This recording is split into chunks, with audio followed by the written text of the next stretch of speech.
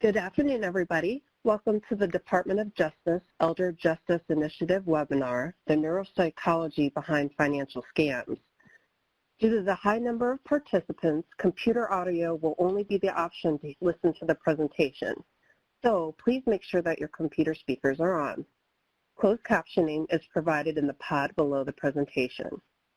If you are having issues viewing closed captioning and do not have an Adobe Connect app installed on your computer, please close out of this meeting, download the Adobe Connect application, and then rejoin the webinar. If you do not wish to download the app, close out of the webinar, make sure Adobe Flash is enabled on the web browser that you're using, and then rejoin the meeting. You can then click on the link and join with the classic view, and you can see the screenshot there below in the slides. This webinar will be recorded and available on the Department of Justice Elder Justice Initiative website after this training. The PowerPoint slides and handout for today's session are available for download in the area below the chat pod. If you have any technical questions during the webinar, you can communicate with me, Liza Cook, the host, in the chat pod below.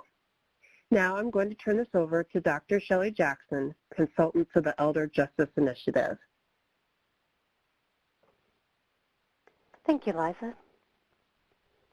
And thank you, everyone, for joining us today. As Liza said, my name is Shelley Jackson, and I'm a consultant with the Elder Justice Initiative. And our mission is to support and coordinate the Department of Justice's enforcement and programmatic efforts to combat elder abuse, neglect, and financial fraud and scams that target older adults.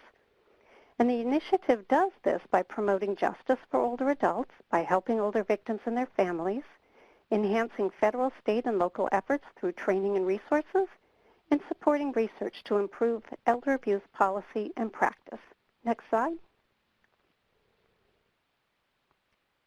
So we invite you to visit the Elder Justice website at elderjustice.gov, where you'll find information and resources to help you in your elder justice work. And next slide. Okay, now it is my honor to introduce our speakers to you today. Dr. Erik Lande is a licensed psychologist in private practice since 2003 and has served as a consultant with the Ventura County Adult Protective Services for the past 10 years. Dr. Lande's co-presenter, Debbie Deem, is the Financial Abuse Specialist Team, or FAST, coordinator in Ventura and is a very recently retired FBI victim specialist, having worked with financial fraud victims for the past 30 years. Please join me in welcoming this dynamic team that brings the perfect set of complementary skills to our discussion today. So Dr. Lande, we're going to begin with your presentation. Thank you, Dr. Jackson. And I'd also like to thank the Elder Justice Initiative and the Department of Justice for having Debbie Deem and myself speak today. Today we're going to be looking at scams, both what makes us vulnerable in general and why older adults seem especially vulnerable. We have a lot to get through. Debbie and I have provided handouts and our PowerPoints, which should cover everything we'll be discussing, plus a little bit more.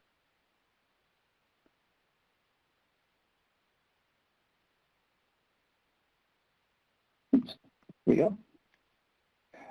So to begin with, for today, we're going to be discussing how the brain ages normally, and then we're going to look at how aging increases our vulnerability to financial exploitation. And I'll also be making the point to clarify that someone falling victim to a scam is not because they're demented or not intelligent enough. It's something that can happen to any of us. I'll finish up by talking a little bit about interventions and working with medical experts. And then Debbie Deem will take over and talk about working with families and the legal side of things. So to jump right in, let's start with the aging brain. Now, I'm sure you've all heard about the term going senile, and you might have noticed you haven't heard that term so much in the last few years. And that's because we now realize that it's not normal to start losing your cognitive functions as you age. Instead, that was usually a disease process like Alzheimer's disease. Dramatic cognitive loss is not something that's due to aging. But let's go ahead and look at what does happen as we age. So first of all, the brain on the left there is a nice young brain for someone in their 20s. And your brain volume meaning the maximum number of neurons you have in your brain, peaks in your 20s. That's your total neurons, and you can see the brain's nice and dense on the left there. Now, atrophy, or loss of neurons, starts to begin after our 20s and becomes evident by the time we're in our 40s. This is normal loss of neurons. It's not a disease or anything like that. It's normal for age. That would be that brain on the right there. So what we see is as we age, we start to lose neurons, meaning we might lose brain capacity, and that might be why some people seem to be a little more productive in their younger years. Now, as far as some other changes that we see as we age, cerebral blood flow and our metabolism decline. Although the nice thing about those is doing things like cardiovascular exercise can actually improve those. You also see development of what's called neurofibrillary tangles. These are common in things like Alzheimer's disease, but you see them also in normal aging because they come from the death of neurons. And one last change that tends to be associated with aging is changes in the neurotransmitters in our brain. So each neuron in our brain communicates with other neurons through neurotransmitters, chemicals that are released to send a message from one neuron to another. And as we age, we start to have changes in the number of neurotransmitter receptors that our neurons have, meaning we're going to be less sensitive to those communications. So how do these changes actually affect our thinking? The major change you tend to see is slowed speed of information processing. You also see problems like decreased complex attention. And for an example of that, think about driving. You might notice, compared to when you were in your teens or early 20s, you're driving a bit slower now. That's really just how you adapt to the changes in your brain that make it a little harder to keep up with all the complex information you need to process when you're driving. The other change we tend to see is that problem solving for new tasks or unfamiliar items becomes more difficult. So think about trying to figure out a new computer program or some type of new software is a good example. For those of you who ever took a psychology class in college, you might remember those terms fluid versus crystallized intelligence, and that's what we're talking about here. Fluid intelligence seems to decline with age. The good news is crystallized intelligence, that's well-learned information that we've developed over time, seems to stay strong. This includes your language and reasoning skills, basic memory storage, and attention. In addition, as we age, we tend to develop wisdom. The idea that we develop a large base of knowledge and experiences over our life that we can then use in the future to decide how to go forwards. The best example there might be the Supreme Court. They listen to a case, and they don't make a decision quickly, but take an extended period of time to really consider it and all the former precedents before making a decision about how to go forward on that case. So these are some of the aging changes we see in the brain, and you might wonder, what about these changes specifically lead to these problems in thinking? Obviously, everyone has that atrophy or death of neurons, so you're going to lose connections and capacity, meaning your brain will be less efficient, but it's more than just that. And that's going to bring us to this portion of the brain, the frontal lobe. Now, at its most basic, the frontal lobe is all about movement. So the rest of the brain is about perception. So visual perception here, auditory perception here, mapping space right here. But the frontal lobe, including this kind of purplish blue area, this pink area, and really going back to right about here, the frontal lobe of the brain is all about movement.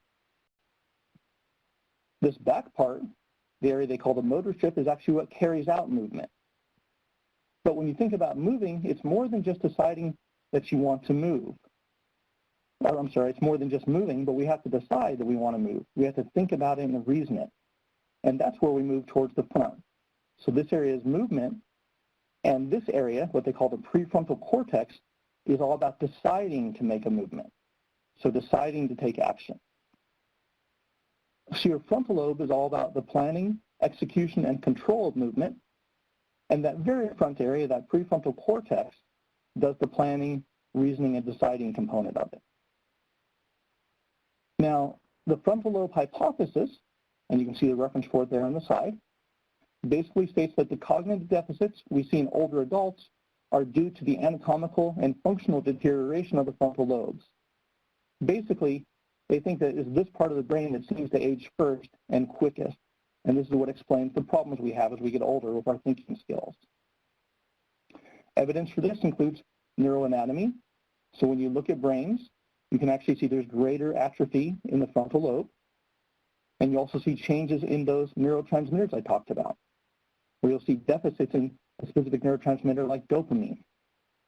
And then you also see changes in cognitive functions that are associated with the prefrontal cortex area. As a neuropsychologist, my job is often to evaluate people and look at different thinking skills like memory or attention or things like multitasking. Multitasking, complex attention, those executive functions are controlled by your prefrontal cortex, and that's actually where we see the biggest change that comes with aging. Now, these changes alone make rapid decision-making harder for us. But now let's really jump into scams and see how that affects us.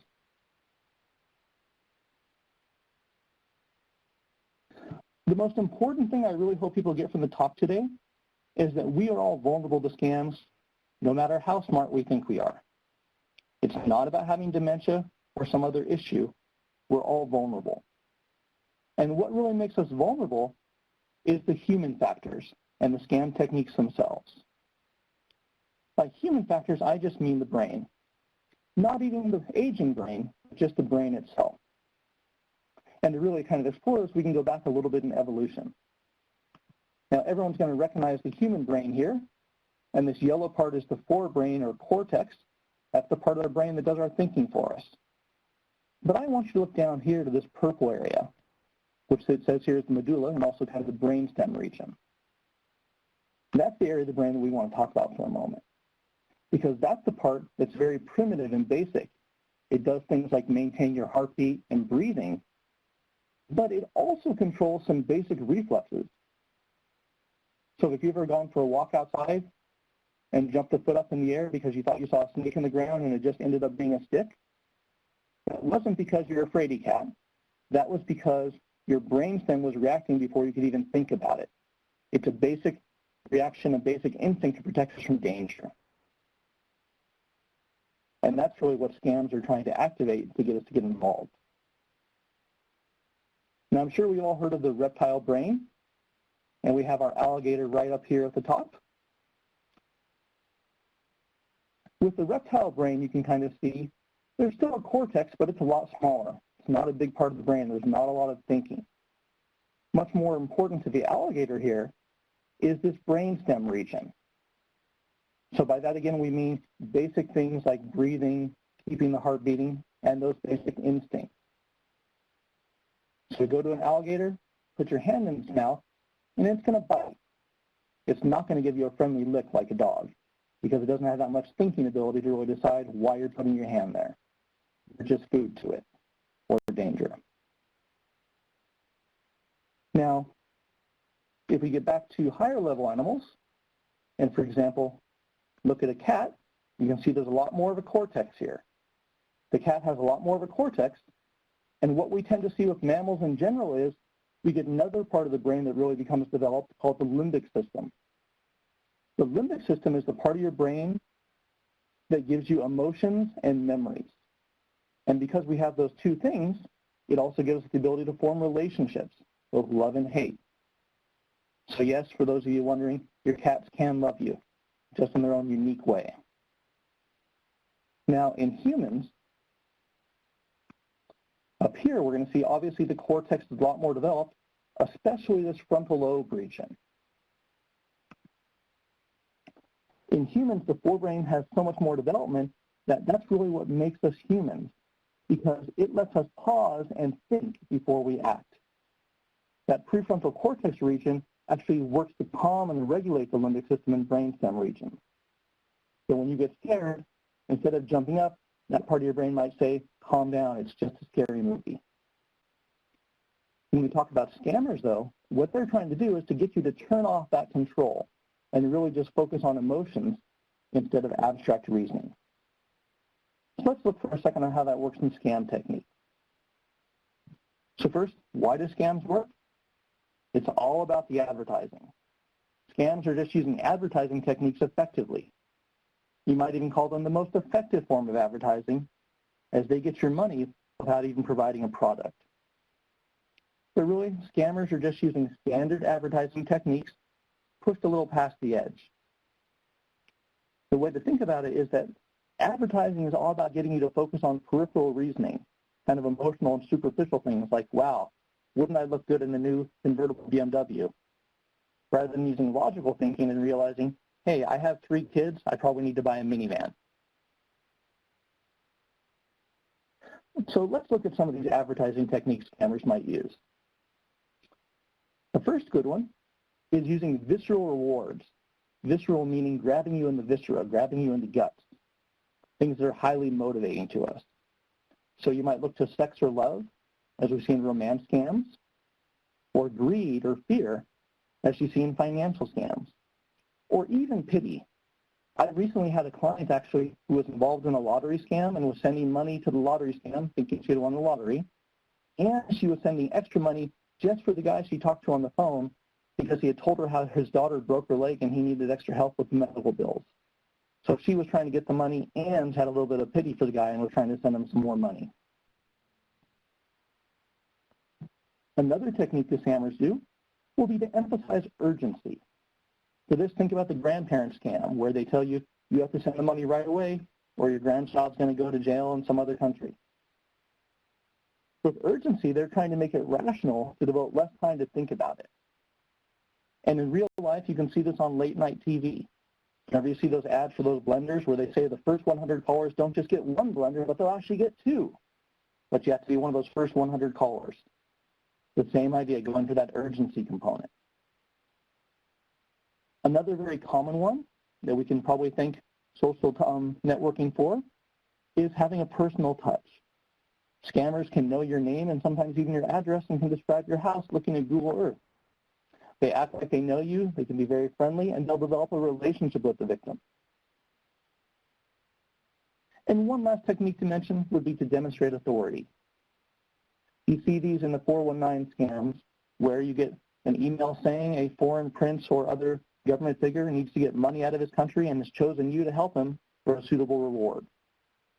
They may use complicated language or present themselves as an important person, or they might even send you a realistic looking check, and they'll discount on the fact that it may not occur to you that everyone has nice laser printers now that can make realistic looking checks. So those are some of the techniques that we see used. And really, when you think about why scams work, it's this combination of them trying to activate our reptile brain and the use of these techniques that really make us so tempted by a good advertising campaign. But now, let's get back to the fact that some people seem particularly susceptible, especially older adults. And again, let's go back to this frontal lobe hypothesis of aging.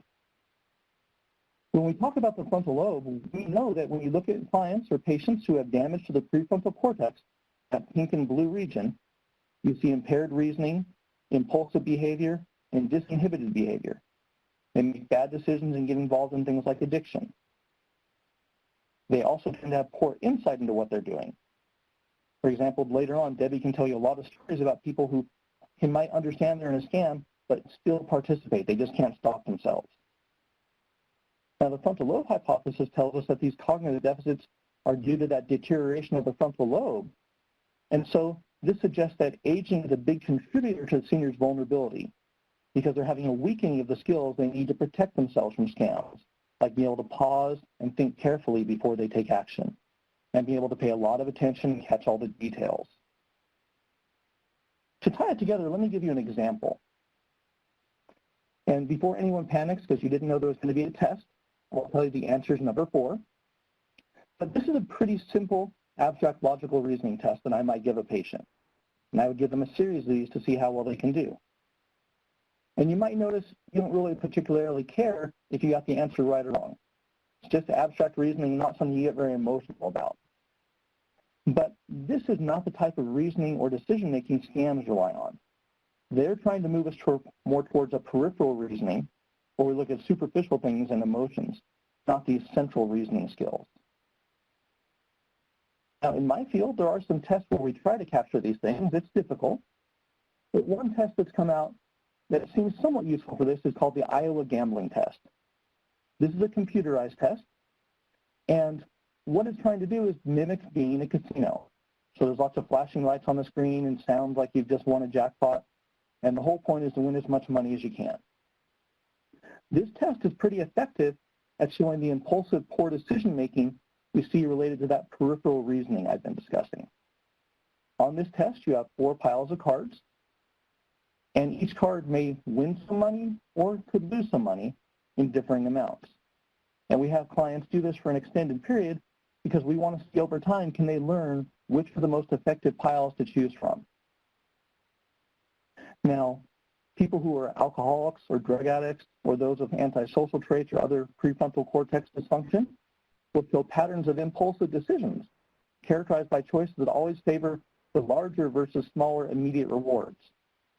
The problem on this test is that actually hurts you. You can go for the ones that win lots of money, but those piles also tend to lose even more over time.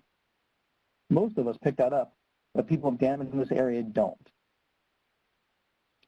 So people with prefrontal cortex damage don't learn to adapt their behavior. They just keep going for that big winner, that promise of an immediate reward or a simple solution to a complicated problem. They also show impaired self-awareness, meaning they don't recognize what's happening or learn from their mistakes. On this test, it actually goes for about 10 minutes and kind of monitors your performance over time to see when you pick it up.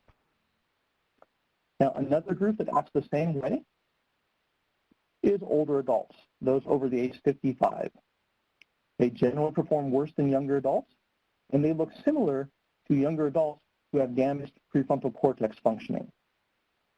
This seems to support this frontal lobe hypothesis of aging, and also suggests that these individuals are going to be more likely to fall victim to scams. They're tempted to go with emotion instead of thinking about it. They go for the big win, and they don't learn easily from their mistakes. So summing this up, these cognitive factors put seniors more at risk. Their decreased processing speed, their decreased memory efficiency, and these frontal lobe issues that affect their ability to reason effectively.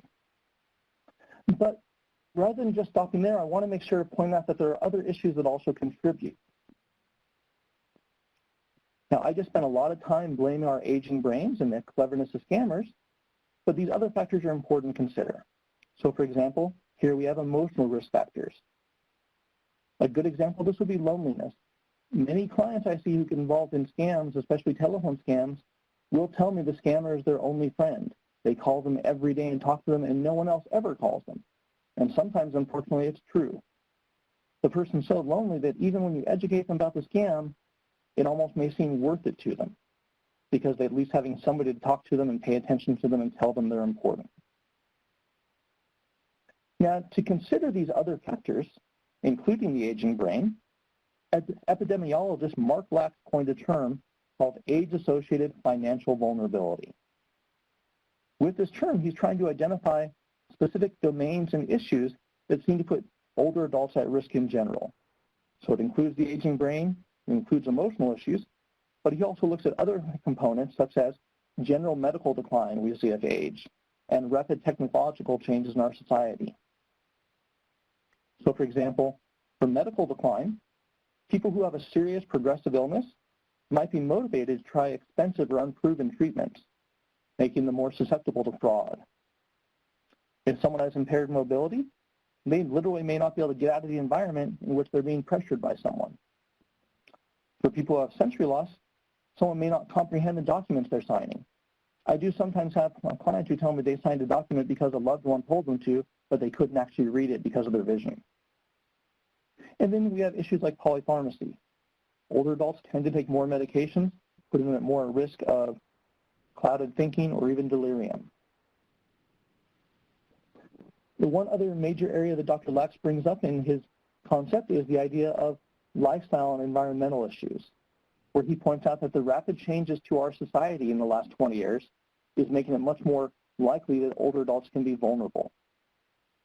So for example, we now live in a complex world With so many choices and so much new technology, it's easy to be overwhelmed, making it harder to make sound decisions. There's also more sophisticated marketing. We all know that when we turn on our computers, it shows us ads for whatever we happen to just Google most recently or read an article about. This more sophisticated marketing makes it easier for scammers to also target their victims. And then there's issues of wealth concentration. Wealth has become concentrated in certain groups over the years, including older adults, making them much more attractive targets for scammers.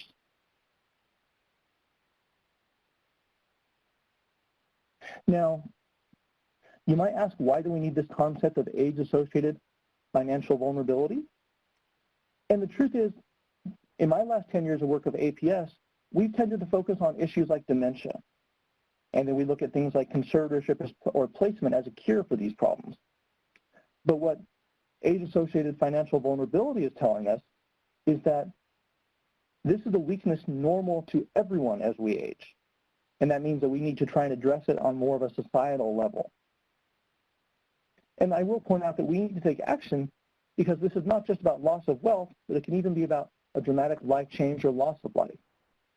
This article here, a relatively recent article, indicated that when they looked at older adults, originally in their 50s and 60s, and then 20 years later in their 70s and 80s, older adults who had what they called a negative wealth shock, meaning they lost at least 75% of their net worth in 2 years, doubled their risk of mortality each year. They were twice as likely to die. Now in this study, they weren't looking at financial exploitation, they were just looking at a dramatic wealth change. But obviously, financial exploitation does cause a lot of wealth change. Now, I want to bring back one last point, which is the concept of, is this just dementia? It's easy to kind of do victim blaming and try to assume that someone just wasn't clever enough, or maybe they had some type of cognitive impairment, explaining their tendency to get involved in scams. But going back to that test I showed you earlier, that Iowa gambling test, the Iowa gambling test tells us that we can actually tell a difference between normal older adults and older adults who have problems such as Alzheimer's disease or mild cognitive impairment. They do look differently. The normal older adults will show that pattern we see a poor prefrontal cortex dysfunction, like a pattern of risk-taking and not learning from mistakes. In comparison, someone who has Alzheimer's disease will show a random pattern of performance.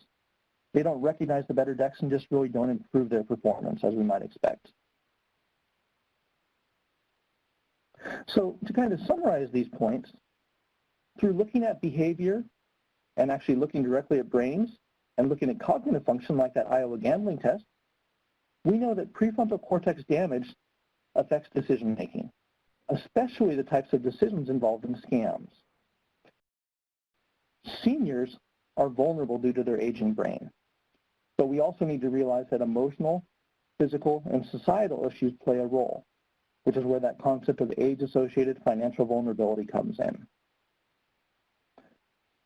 Really, we want to realize that for these adults, they're having trouble holding on to information, they don't think about it as long as they should to consider it, and may tend to act impulsively. But it all really comes back to that visceral quality of scams, where they kind of grab you by the gut, and you're more likely to just go along with them. So the last part that I'm going to talk about today is, what do we do now? How do we try to help? And first, we really want to think about the basic issues associated with aging and try to offer support. So for example, just in the moment when we're working with an older adult, we want to consider, are there any sensory issues that might be affecting them?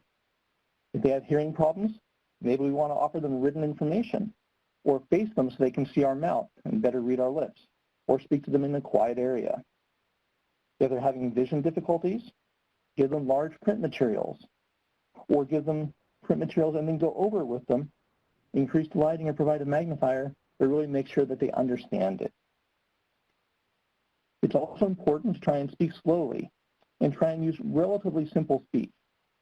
That doesn't mean acting towards someone in a childlike fashion, but just realizing that if their brain is processing information a little more slowly, you need to take it more slowly. And then finally, it's always important to confirm that someone took the information in. I know when I speak to patients, I try to use a lot of repetition, and I try to paraphrase my words in different ways to give them multiple ways to hear it. And then I usually end by trying to question them about what we've been talking about to make sure they took it in effectively and really confirm that they got it. A little more on some of these very basic things we can do. We should consider trying to limit the length of meetings. I know I get tired easily, and I'm not 80 with severe health problems like chronic pain. I've also been teaching at some universities recently, and with the Zoom teaching especially, I know my students who were in their 20s are complaining about doing 3-hour classes. So think about an extended conversation with older adults. It's going to be challenging. As I mentioned a moment ago, you always want to try to provide information in both verbal and written format. That way, giving it to people in several ways so they can take it in and better comprehend it. And again, trying to keep things simple. So give someone one question or concept at a time. That's going to be really important to make them more successful in the moment. Now, to try and evaluate if someone really does seem to have some warning signs for financial exploitation, there's a few things we can consider. We should try to look for changes in financial behaviors. For example, if someone becomes secretive and not telling their family what's going on. We can also look for general disorganization. The key here, though, is you want to consider disorganization that is new. So if someone's been disorganized their whole life, it's not as meaningful. But if they're having a change, that's much more meaningful. Along the same lines, you might look at their checkbook management skills.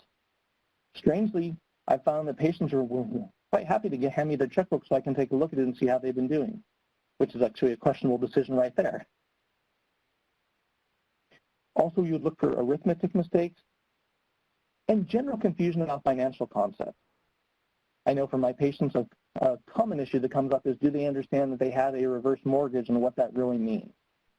Often if someone's just gotten it but can't explain it to me, that's concerning. Now, if you have some general concerns about the person, you might think about how to screen them for vulnerability. And there's a couple ways to approach this. Many people, including many APS agencies, will start by using a mental status screen, like the Montreal Cognitive Assessment or the Mini Mental State Exam. These are nice short screening tests that take about 10 minutes, and you can be trained to do them. And what they do is they give you a general impression of the person's cognitive functioning. What you want to realize about those is that they don't tell you about their financial skills. They can just tell you if there's a serious problem like depression, or like dementia. Sorry for misspeaking there. More important is actually to really look at financial questions. Do they know how they manage their money, what their expenses are? Have they actually won any money or prizes or been involved in any scams? I'm constantly surprised because I regularly ask my patients now, have they been scammed at all? And many of my older patients have told me that. Last week alone, 2 patients told me they'd been scammed, and one of them multiple times, in multiple types of scams. To help with knowing about how to screen for vulnerability along these financial questions, in the handout I provided, at the end, I have a short kind of pocket screener from Baylor University that they developed to try and give people some questions to ask and also resources to give out to clients in the moment. Now, say you've gone through this process and you are concerned, that would be when you probably try to refer for further evaluation. Just a couple points on this.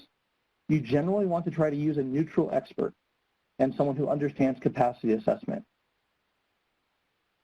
It can be useful to ask someone's regular doctor how they're doing, but realize that doctor may not really understand the issues involved in capacity assessment, and sometimes they may be hesitant to really give an opinion because they have a relationship with the client. So trying to deal with a neutral expert and giving them plenty of information is usually going to be more effective. Generally, the disciplines you'd look at for doing a capacity assessment would include things like geriatricians and neurologists and psychiatrists for your MDs, and geropsychologists and neuropsychologists like myself for your PhDs. But really the most important thing here is to really clearly identify the question you want addressed. Don't just bring a client and say, hey, we need them evaluated. You need to tell us what the concern is, what you want to know, and then we can do our best job to help. And also, I want to point one thing out because it's often brought up to me that these types of assessments are quite expensive, and that's true. I would say in California, you can see prices ranging from maybe $1,000 to several thousand commonly, and there's people who go outside of the range in both directions. In general, these types of assessments are not going to be paid for by Medicare because they're legal evaluations. They're not for a medical purpose. That said, I do find they're cost effective. As I mentioned earlier, I've worked with Adult Protective Services for about 10 years. When we originally started this process, we had a grant from the Archdown Foundation that paid for the evaluations of myself and some other medical professionals for about 2 years. But after 2 years, our county actually started supporting the program directly. The grant was over, but we continued to get it paid for because the county found it was actually bringing down costs for Adult Protective Services. Because we were seeing some of the more difficult clients, and providing the evaluations actually reduced how much time APS had to work on these cases and how much they had to put towards them. So it is something that can be cost effective, although it may seem like a large initial outlay, but definitely something to explore further. Now, my last couple points before I hand it over to Debbie Deem for her portion is really to talk about what can we do a little more of. A key point from today is that I want you to realize is that a person may or may not be impaired overall. You need to realize it's not always about dementia. This could be a normal functioning older adult who's gotten involved in a scam. And that's important to know because it's going to change what interventions you want to use for the individual. In general, it's a good idea to start by educating the person about common themes of scams and some specific examples. You want to make sure to frame them in a way that's not victim blaming. And doing this, you want to see, are they capable of developing insight? Are they capable of understanding what happened? Because again, that's going to decide where we go further. If they can't recognize the problems, that might be when we need someone from the family or some other professional to step in and take over to some degree. In general, we want to try to start with the least restrictive approach, and we want to respect people's autonomy. So for example, instead of taking over the second you see a problem, it might be setting up auto bill pay and having a family member check it every month or so. Or maybe providing some supervision like filling out the bills with the loved one. For scams especially, sometimes we can block numbers or just have to limit access to a phone depending on what's happening. Really the key there again is this collaborative and empathetic approach where the idea is we want everyone involved in trying to help the older adult who's having these difficulties. Remember, the key there is really try to respect their autonomy. Now, as far as preventing these types of problems, honestly, the best thing that seems to be present would be family awareness and involvement. I mentioned earlier being alone makes someone very vulnerable, and having people not there to help if you need them is going to make people at risk. One interesting approach recently has also been to consider this as kind of an addictive or disinhibited condition, like you might see with drug abuse. Debbie can mention that in Ventura County, or I believe in Santa Barbara County, we actually have a program that is offering psychotherapy and counseling to individuals involved in romance scams, and it seems to be helping them to decrease their likelihood to fall at risk. Often it's also going to be important to involve financial professionals, including banks and brokers and other financial professionals who can observe what's happening and see if they're seeing any concerns. But again, that really best source of protection is really going to be having an aware and caring family that's involved. So summing up, the frontal lobe hypothesis tells us that aging causes slowed processing, difficulties with complex reasoning, and possibly difficulties controlling our emotions and getting caught up in them. And scammers try to capitalize on this. They try to encourage emotional reasoning and not thinking things through. To help people, we need to consider their capacity. Do they have the ability to understand what's happening? Can they consider a plan? Depending on those answers, changes in what we're going to do as far as an intervention. And now, though, I'd like to hand things over to Debbie Deem, who's going to discuss interventions and working with victims and families. Thank you very much, and I think they're going to be changing the slides here quickly. Thank you, Dr. Jackson, Dr. Lande, and the Department of Justice for inviting me to present on the topic of assisting older chronic victims of what I'm calling the transnational crimes, which is what we know as scams. I'll be sharing in 10 minutes what I usually take an hour or more to cover, so this will really be a brief guide with links to access further information on your own. Get this here. The Elder Abuse Prevention and Protection Act is probably the most important federal law protecting older adult victims that you've never heard of. I've listed here only a few of the provisions with a link to the Department of Justice Elder Justice website for more details. While there is a federal law mandating child abuse reporting, there is no similar federal statute for elder or dependent adult abuse. However, under the U.S. Attorney General guidelines linked here, every Department of Justice employee shall report elder and vulnerable adult mistreatment promptly to their local APS or law enforcement agency, and this includes the FBI and U.S. Attorney's Office. So some of you may be getting referrals in this way. Some on this webinar may not even know that there are federal victim assistance programs in investigative agencies such as the FBI, the U.S. Postal Inspectors, ICE, as well as the U.S. Attorney's Office. These victim specialists are responsible for identifying and providing service referrals to victims as required under this guideline. There are also elder justice coordinators who are federal prosecutors that have been appointed in every U.S. Attorney's Office. Make use of them. Consider using these federal partners and the victim kinds of cases on your MDTs, in your outreach collaborations, in your family justice centers, and in your trainings on elder maltreatment issues.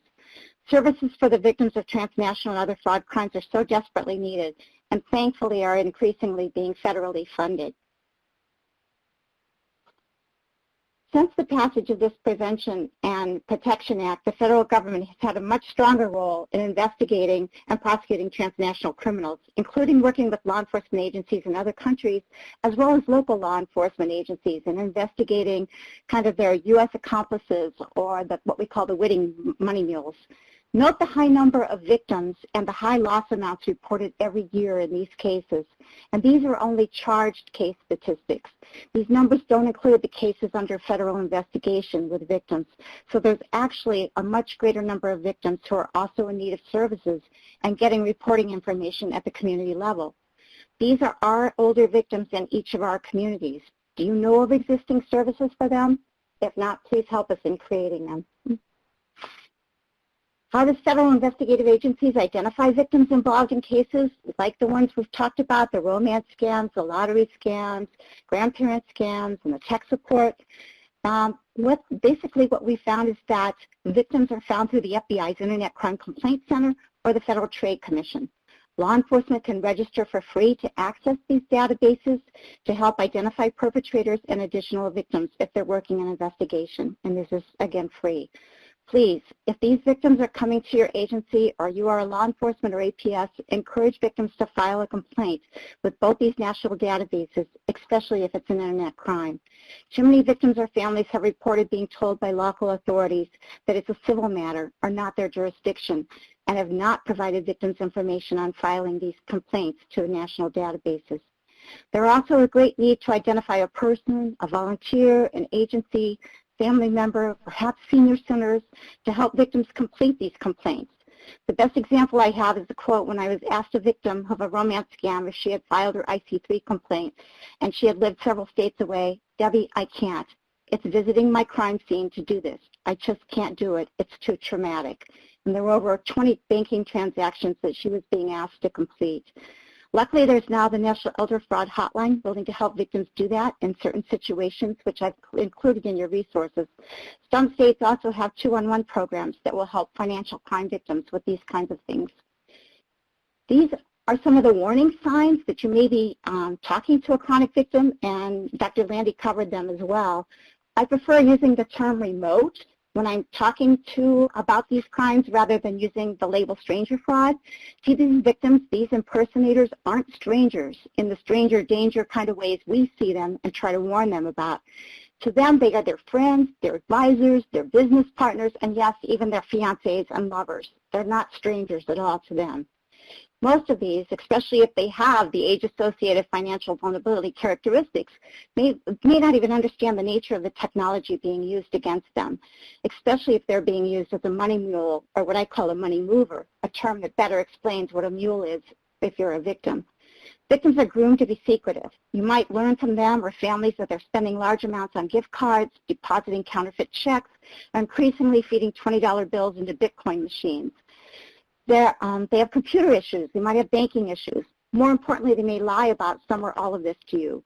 Realize that they've been ordered or manipulated to lie by the scammer in most of these cases, or they may be so ashamed at what they've done and the consequences of others knowing, so they try to lie to avoid these consequences. Don't quit on them. And again, we've got to be ready to deal with some of these issues that they're dealing with. Sometimes families will immediately see conservatorship or guardianship as the answer without understanding kind of what this can entail. But for most victims, they won't meet current legal criteria for these crimes. Unfortunately, there's no magic wand. So these bullet points listed are just questions that we're all kind of wrestling with as families and professionals who care about them. But it's so critical to begin where the victim is. Even if they haven't identified as a victim when you first make contact, build that relationship for the long term. You want to build trust. A chronic victim might be in denial, they might be in shock or ashamed when you first tell them that their plan or dream is not real. You want to tread really cautiously and gently, whatever your role is as the first person that talks to them about this. Think about it. If they're hearing for the first time from law enforcement, APS, or bank that this plan or dream isn't real, if this is true, their whole world financially and emotionally is shattered, disrupted, perhaps even their reason for living. Remember, these fraudsters have targeted, they've tricked, taken, isolated, manipulated, and groomed that victim to trust only them. It's going to take time and support to deal with this, with almost cognitive dissonance that they've been betrayed.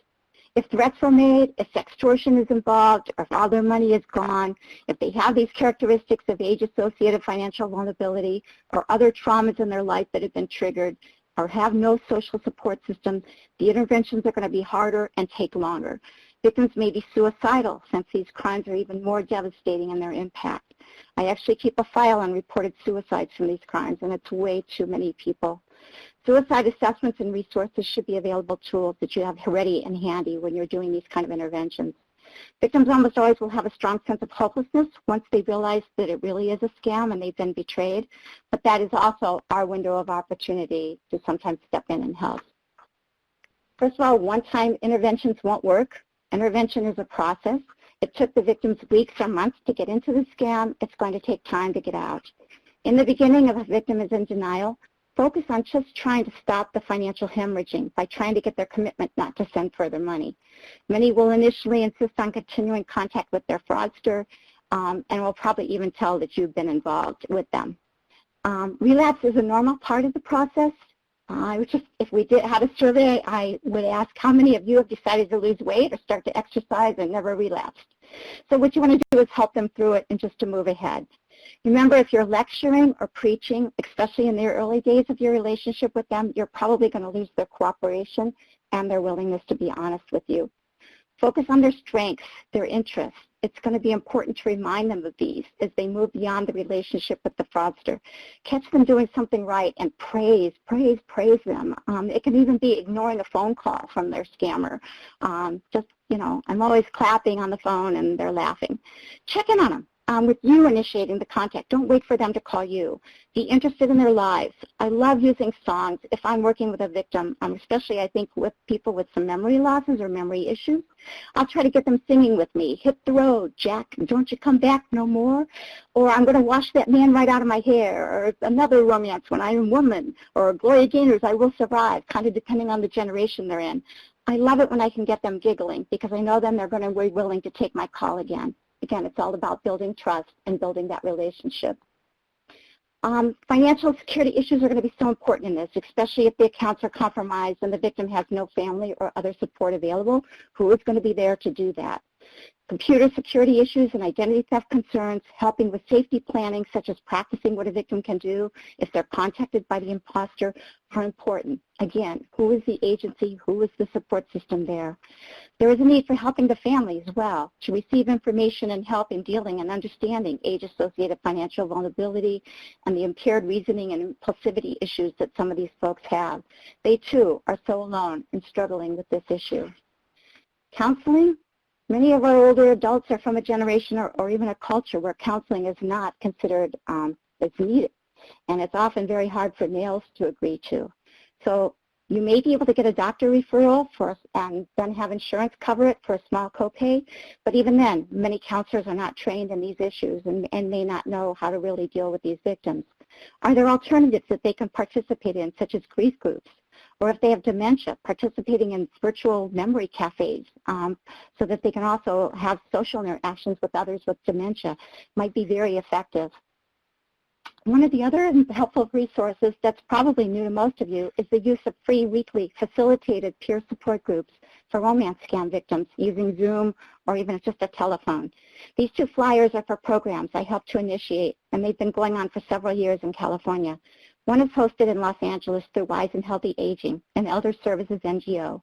The other is in Ventura, California, which is the Coalition for Family Harmony, a domestic violence sexual assault program that also offers 10 free counseling sessions. The Cybercrime Support Network is also in the planning stages to develop one of these in North Carolina. Victims I referred to in these groups have shared with me that these programs have probably prevented suicides and have been the most helpful program in dealing with their recovery from their victimization. I want you just to sum up, it's through these connections, developing or renewing relationships, finding things that once again matter, that these chronic victims can find hope and purpose for these crimes. The toughest questions I ask for victims and families is, what are you finding to replace their old behavior with? And finally, I love the quote from Fiber Seniors that documents the bridging the digital divide. No matter how old we are, we all need a purpose, a reason to get up in the morning. For our chronic victims, this was formerly through their fraudster, whether it's for money or to help a family or important cause and to be central in their family's life again, or to help with financial insecurity, or as a means to be important in a special someone's life.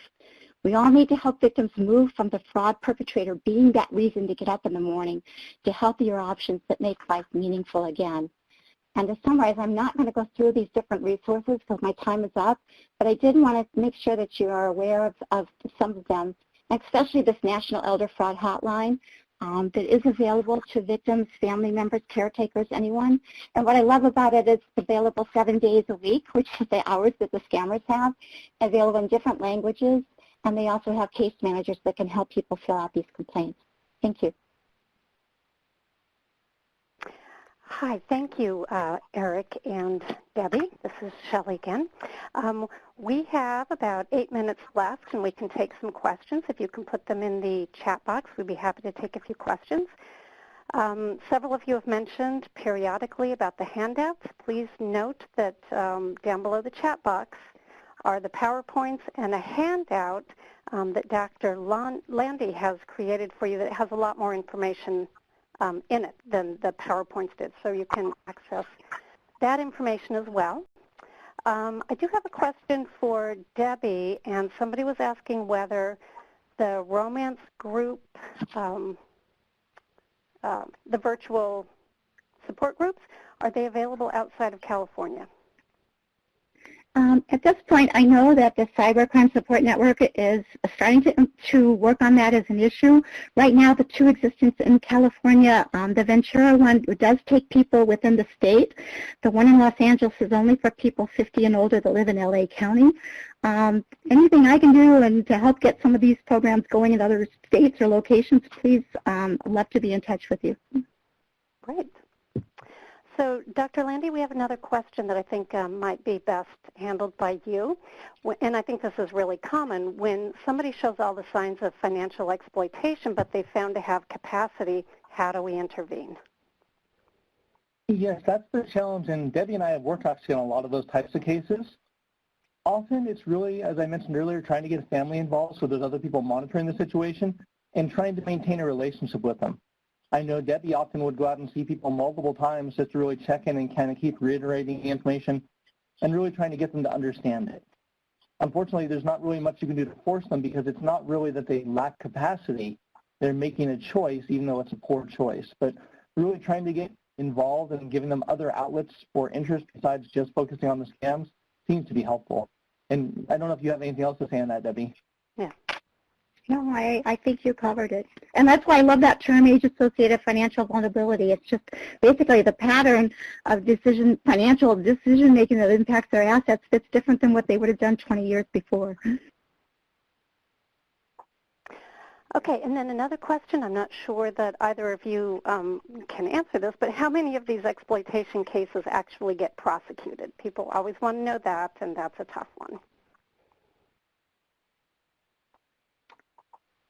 This is Debbie. I don't think we know, and that's one of the reasons that I did include the slide on what the Attorney General and through the Department of Justice is being handled.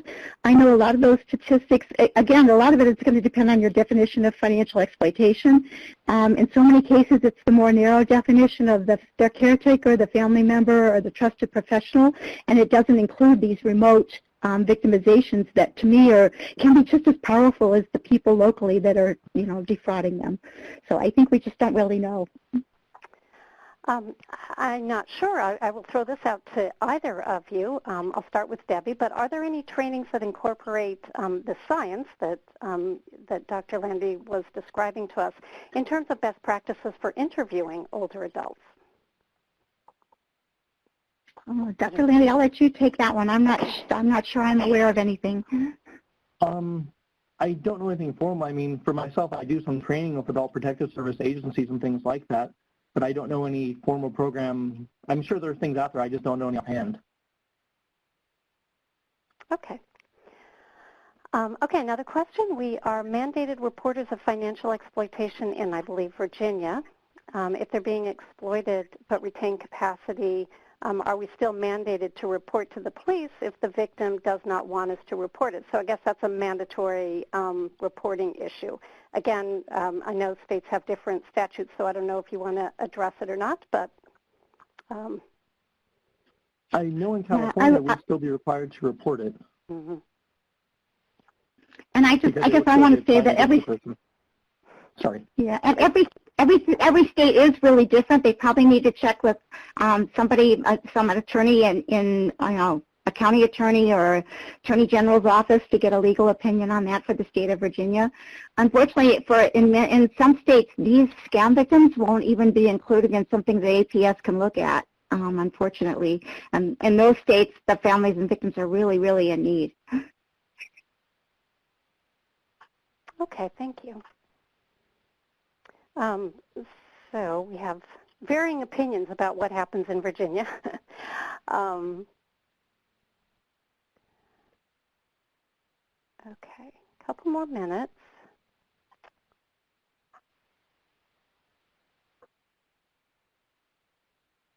Can I just mention on my helpful surfing line, it's really important. Spend 15 minutes just going through that and looking at all the different websites and things that are related. But these are all things that I've used in the past in helping with victims or their families. And I guess while we're waiting for one more question, and I think you've touched on this, but let's say somebody in the community, APS, law enforcement, some other elder justice professional is looking for a capacity assessment, and they don't happen to have a neuropsychologist in their neighborhood. Do you have any suggestions for what somebody might do in that situation? It doesn't have to be a neuropsychologist. As I was saying, anyone who specializes in geriatric issues often is comfortable doing these assessments, and also many neurologists can, but it would just be really approaching them and asking them if it's something they feel comfortable doing and telling them what you need.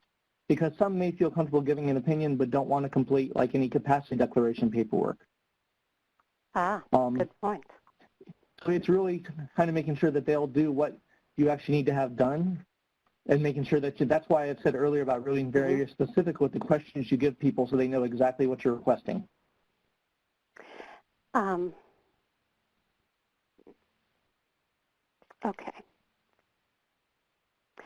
So but then, in general, though, it does not have to be a neuropsychologist. In California, at least, any physician can do a capacity assessment. It's just many of them will say they're not comfortable with it. It's not in their normal practice. You're right, and thank you for correcting me. I didn't mean to be so specific. But just how do we access somebody who can do capacity assessments when so many communities are really limited in what they can offer? Okay, so we are at the end of our session today. People are asking whether there's a certificate. There's not a certificate associated with this. We thank you for joining us, but there's no formal credit or certificate for attendance. But please join me in thanking our presenters today who had, as they both mentioned, they usually can do these presentations in a day and had about 45 minutes to do the whole thing. So I appreciate them condensing things down for us. We hope that the presentation helps you understand financial exploitation, how to better respond to the people that you're working with. Our goal, of course, is to enhance the well-being and financial security of older Americans. And anything we can do to help that, facilitate that, we are happy to do. So again, thank you for joining us, and that is it.